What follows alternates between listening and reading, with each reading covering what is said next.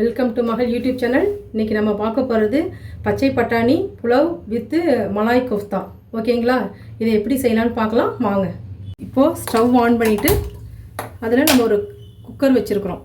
சரியா? அது நல்லா சூடாகட்டும் ஃபஸ்ட்டு. இப்போது பேன் சூடாகிடுச்சு. அதில் நம்ம 2 ஸ்பூன் எண்ணெய் விடுறோம்.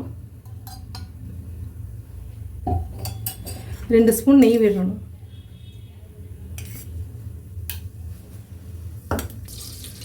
இப்போது எண்ணெய் நெய்யும் சூடாகிடுச்சு. இப்போ நான் அதில் கரம் மசாலா ஐட்டங்கள் போட போகிறோம். அதுக்கு ஃபஸ்ட்டு 2 பிரிஞ்சி இலை, கல்பாசி 1, மராட்டி மொக்கு, 2 ஏலக்காய், பட்டை 2, கிராம்பு 2, சோம்பு. ஃபஸ்ட்டு இதை நம்ம நல்லா சூடாகட்டும். இது நல்லா வறுக்கணும், ஸ்மெல்லு வரணும் நல்லா. இப்போது நமக்கு எண்ணெய் சூடாகி அதில் போட்ட கரம் மசாலா பொருட்கள்லாம் நல்லா வறுபட்டாச்சு. அந்த நேரத்தில் இப்போ நம்ம ஃபஸ்ட்டு வெங்காயம் போடணும். வெங்காயம் போட்டு நல்லா ஒரு ப்ரௌன் கலரில் வரணும். அது வரைக்கும் நம்ம நல்லா வறுத்துக்கலாம். இப்போ இந்த வெங்காயம் நல்லா வதங்கிறதுக்கு நம்ம கொஞ்சம் லைட்டாக கல்லுப்பு சேர்த்துக்கிறோம். இப்போது வெங்காயம் நல்லா வதங்கிடுச்சு. இங்கே பாருங்கள், இது மாதிரி ஒரு ப்ரௌன் கலரில் வரணும். வதங்கினோடனே இதில் நம்ம பச்சை மிளகாய் போடுறோம். காரத்துக்கு ஏற்ப போட்டுருங்க பச்சை மிளகாய். அதையும் நல்லா வதக்கிடுங்க.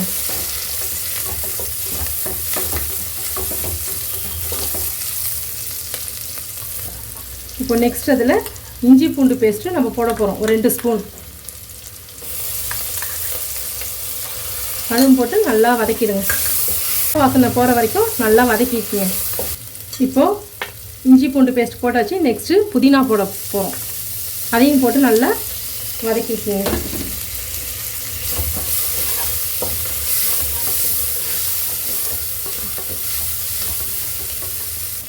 இப்போ நெக்ஸ்ட்டு 1 கப் பட்டாணி எடுத்து வச்சுருக்கோம். அந்த பட்டாணியை அதில் சேர்த்துக்கிறோம்.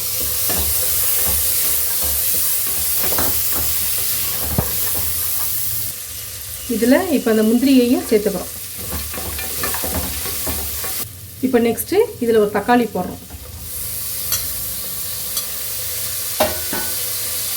இதையும் நல்லா வதக்கணும். இப்போது இந்த இதெல்லாம் வதங்கிடுச்சு. காயெல்லாம் போட்டுட்டா வெறும் பச்சை பட்டாணி மட்டும் தான் நீங்கள் காய் போட்டிருக்கோம். அதை போட்டுட்டு நல்லா வதங்கினோடனே இதில் இந்த கிளாஸால் 1 டம்ளர் நான் பாசிமதி ரைஸ் எடுத்துருக்கேன். இதை ஒரு 1/2 அன் ஹவருக்கு முன்னாடி ஊற வைக்கணும். இப்போது அந்த அரிசியை தான் இப்போ அதோட சேர்ந்து நம்ம ஃபஸ்ட்டு அரிசி தான் போட போகிறோம். அந்த பட்டாணியோடு சேர்ந்து நல்லா வதங்கணும். அரிசியும் கொஞ்சம் ட்ரையாக கேட்கலாம்.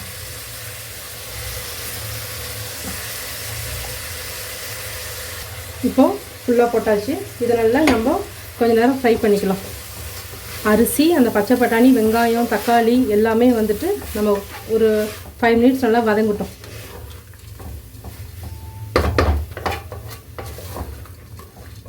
இப்போது நம்ம வந்து இதில் மஞ்சத்தூள், காரப்பொடி எதுவுமே, மிளகாத்தூள் எதுவுமே சேர்க்க போகிறதில்ல. ஒன்லி நம்ம பச்சை மிளகாய் மட்டும்தான் சேர்த்துருக்கோம். சரிங்களா?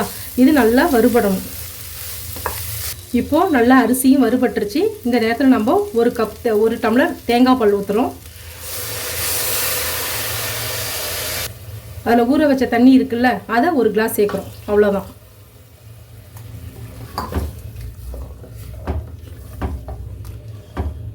இப்போது நல்லா கொதிச்சு வருது பாருங்கள். இந்த நேரத்தில் நம்ம லிட்டு போட்டுடலாம். இப்போது வெயிட் பால் போடப்போம். போட்டுட்டு ஒரு 2 விசில் வந்தால் போகிறோம். நீங்கள் கொஞ்சம் சிம்லேயும் வச்சுருங்க. அவ்வளோதான். இல்லை சப்போஸ் வரலினாலும் ஒரு 10 மினிட்ஸ் கழிச்சு ஆஃப் பண்ணிவிடுங்க. இப்போது ஒரு விசில் வந்துட்டு ஒரு 5 மினிட்ஸ் அப்படியே வச்சுட்டேன். இப்போ நம்ம ஓப்பன் பண்ணி பார்க்கலாம். ஓகே, இதில் இங்கே பாருங்கள், அவ்வளோதான். நல்லா கரெக்டாக வந்துருச்சு.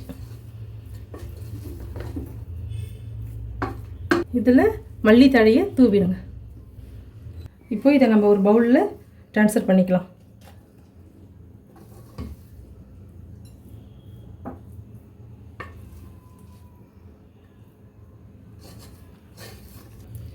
இதுக்கு நான் இன்ஸ்டன்ட் மலாய் கோஃப்தா செஞ்சுருக்கிறேன். இதை உங்களுக்கு நாளைக்கு இது எப்படின்னு சொல்லிவிட்டு உங்களுக்கு நாளைக்கு ஒரு வீடியோ சரிங்களா? இப்போது என்னோடய ஸ்டைலில் பச்சை பட்டாணி வெஜ்ஜி புலாவும் மலாய் கோஃப்தாவும் செஞ்சுருக்கிறேன்.